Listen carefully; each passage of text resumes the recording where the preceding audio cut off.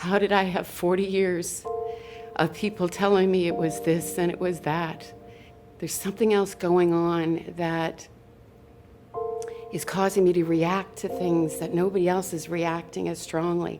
It's like I had an engine of a rocket ship and everybody else had a hot air balloon. And I couldn't dial it back to the hot air balloon. And I thought, this is more than major depression. And so I never got the right treatment until much later, till 25 years later. I didn't get the proper treatment to get help. You're different than kind of everybody else here. You're doing this and everyone else is kind of here. So it was at that point that people kind of woke up and said, oh, we've said for 5 years this girl has depression, like maybe there's something more there. So it was actually when I was kind of on my highs or being positive that the realization of, oh, it's not just this downfall of depression, she's kind of having these waves in between where they realized there was something more at play there. I got to go home and look it up and find out what it was. We used to go to a family counseling meeting with my whole family.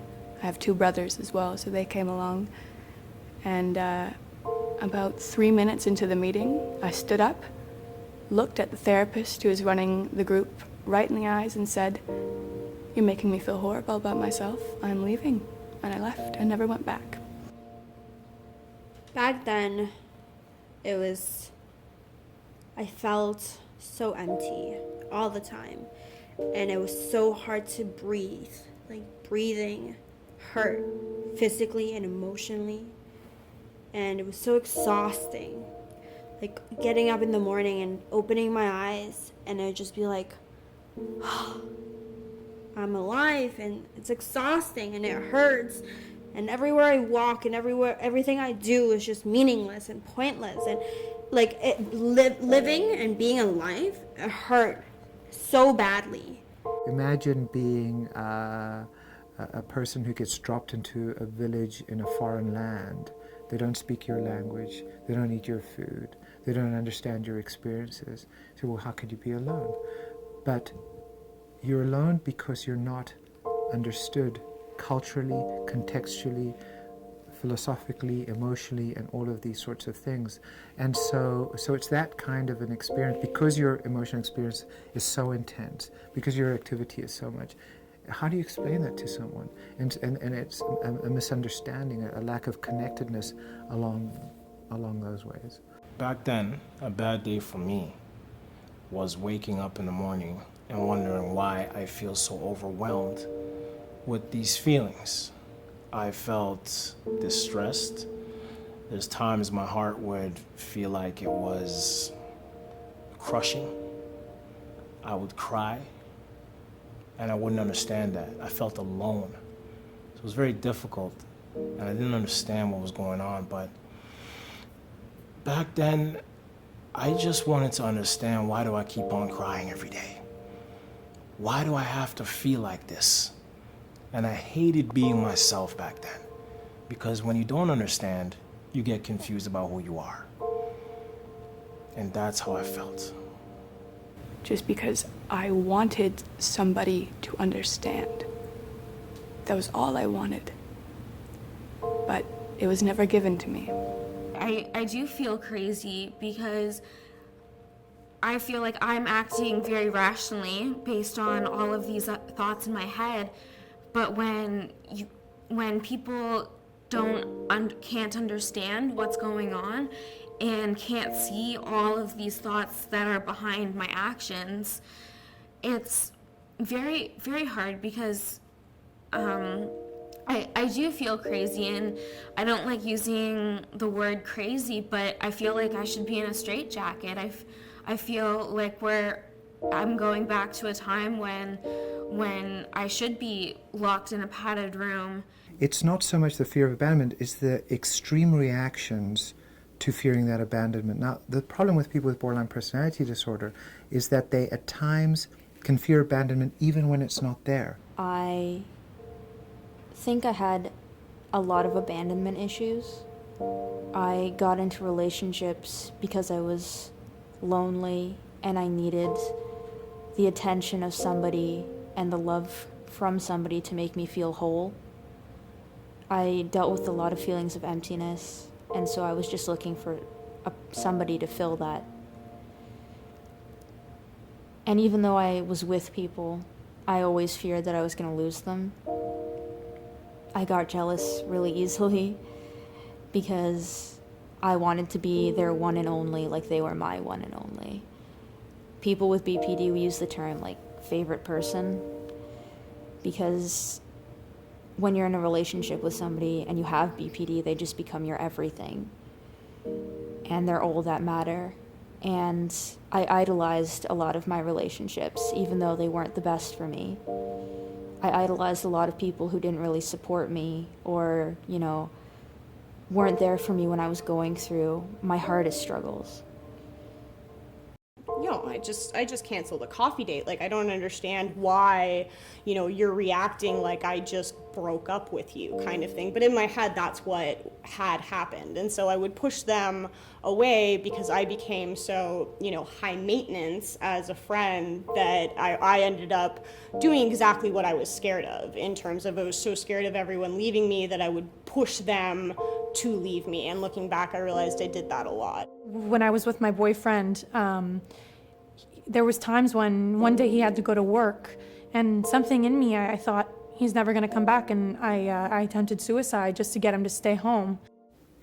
So one of the tragic statistics is that it really is a very lethal condition, and that in historical populations, one of the data points that we had was that in people who required hospitalization, about 10% of people with borderline personality would kill themselves. And so when a person with borderline personality disorder says that they're suicidal, it is imperative that the mental health professional or the family member take them absolutely seriously.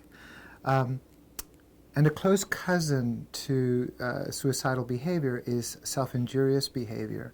And I know that when I was trained as a doctor, a lot of people would come in with self-injury, and they'd often be left to be the last people in the emergency room to be treated, because it was considered to be manipulative, attention-seeking, quote-unquote, a cry for help. And it turns out that research shows that that's rarely the case. This like cut on my arm, so many people would call it a cry for help, but it was my way of regulating my emotions, regulating how I was feeling, giving myself something else to focus on. In a way, it was my coping skill. It was actually my way of staying alive. I think, the pain is so great that you want to do anything to make it go away, make it less.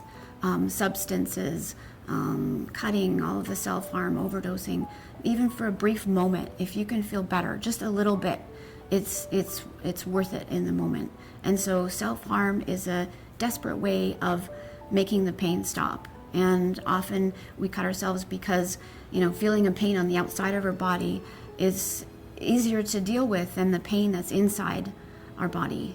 If I was happy, I would just do it because I was just feeling something and I didn't want to feel that.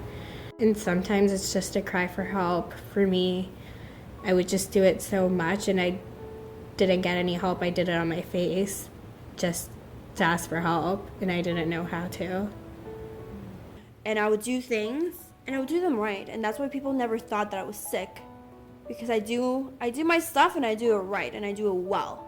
I'm put together, I'm always smiling, because that's how I cope. I smile and I laugh, and everyone's like, oh, but you're such a happy girl. And no, you haven't seen my scars, you haven't seen my arms, my legs.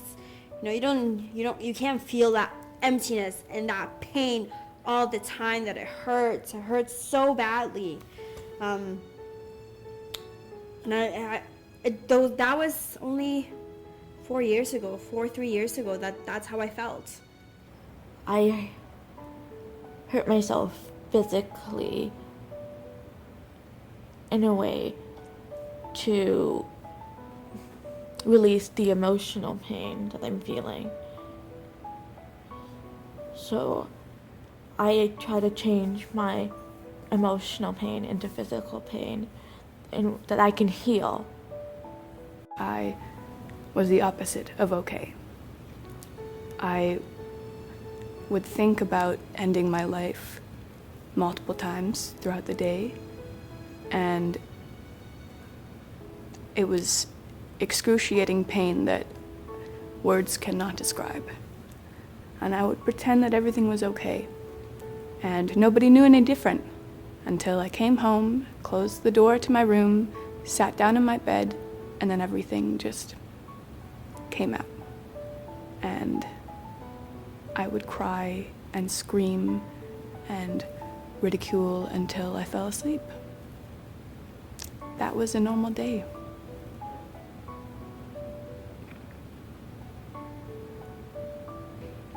Wasn't too nice.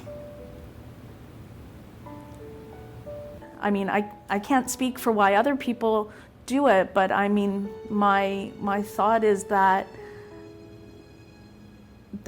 you know, people are hurting. They're just hurting, and they just need to do something to let other people know, I'm in pain. I'm in a lot of pain, and I don't know how to make sense of this. All it started with me like bashing my head into a wall. I would get so mad and frustrated, and I didn't understand why I was crying, so I would literally just hit myself. And so that escalated into, I realized that was the thing that could stop me from emotionally crying, which was very backwards. But it was like, well, I gotta go up and show face to dinner, and I can't stop the tears. So if I punch myself in the face, the tears will stop. And so that developed into cutting, and as well as I started heavily using alcohol. I just wanted my brain off. To me, self-harm isn't just a razor and a wrist. It shows itself in so many different ways. I see that now, my behavior of constantly needing male companionship, that was self-harming, because I couldn't be alone, and I couldn't be alone with my thoughts. I couldn't sleep alone. Spending, all of that was self-harming. And the reason I did it was because I needed to feel something, or I needed to feel nothing. And because people with BPD, we feel so much, and we feel things so heavily, that it's really nice to have a second where it's like, oh, okay, I have, and those moments are so rare to us.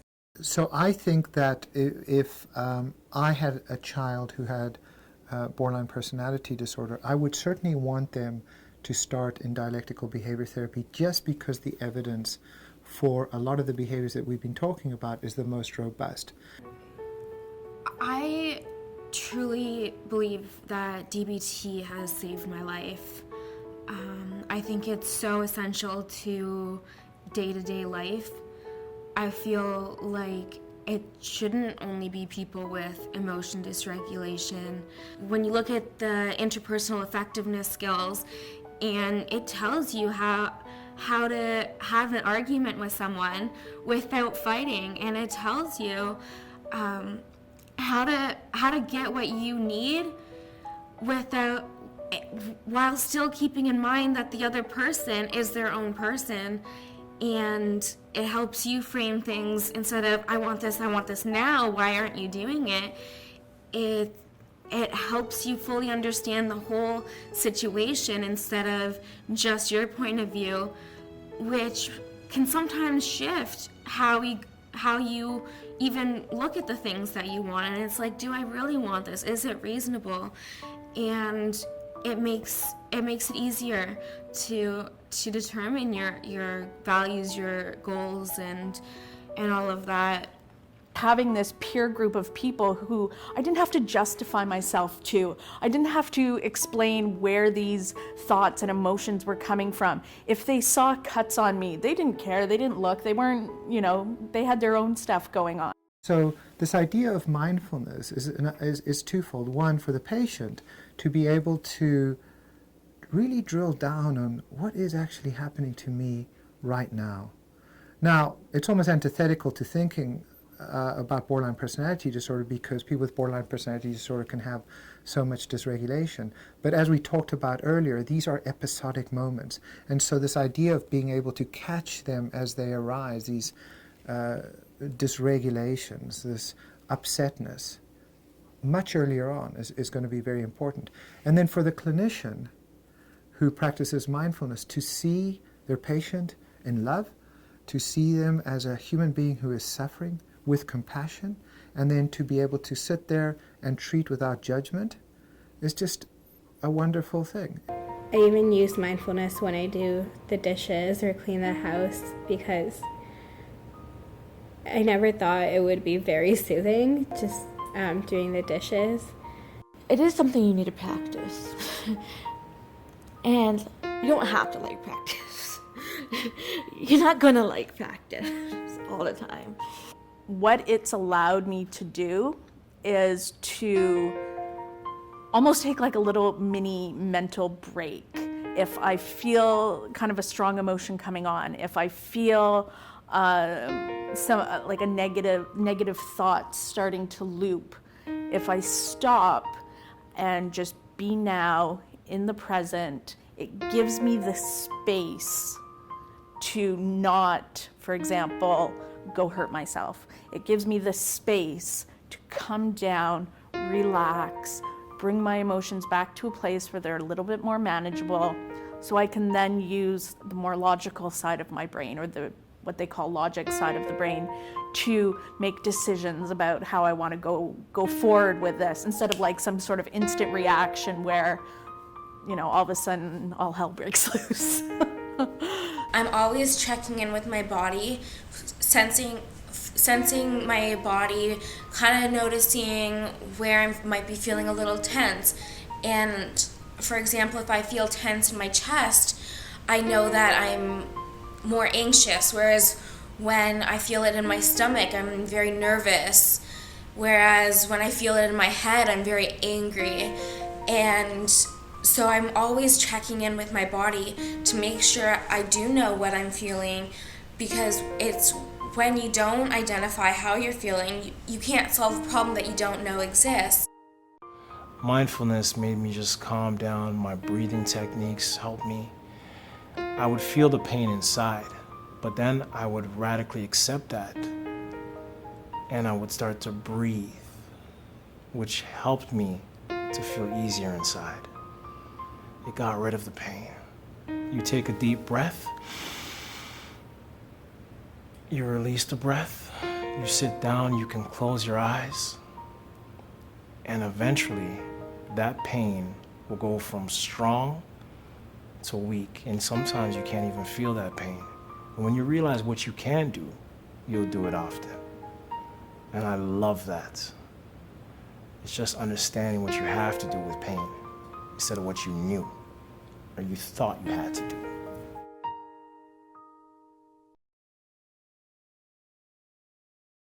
I think the most common misconception about borderline personality disorder is that people think it means like multiple personalities.